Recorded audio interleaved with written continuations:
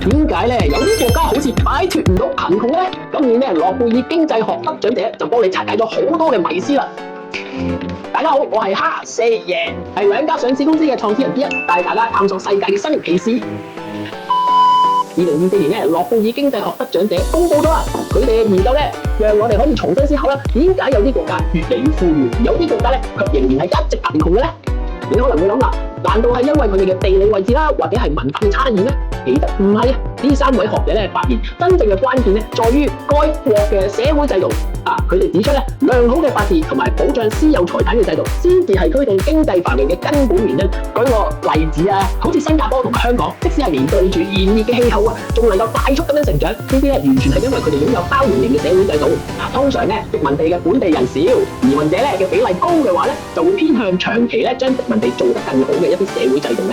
而嗰啲咧曾經被殖民嘅地區咧，如果少數精英階層控制你大批人口，咁咧今日咧就可能會陷入咗貧窮嘅問題啦。因為搬去殖民地精英階層，可能會為咗最有效咁獲得殖民地資源而榨取咗一啲當地人啊，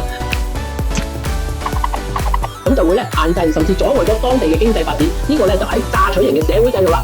呢個咧就好似一場經濟版嘅生存遊戲，制度好嘅人咧就能夠繁榮啦，而制度差嘅人咧就可能永遠喺貧窮線上面掙扎啦。所以咧，等我哋咧恭喜呢三位得獎者啦，令到我哋可以了解咗國家繁榮嘅秘密，提醒我哋咧點樣可以令我哋嘅國家更加繁榮咯。如果咧想聽更多諾貝爾經濟學獎嘅小故事啦，留言俾我，我下次再同大家分享更多啦。Respect。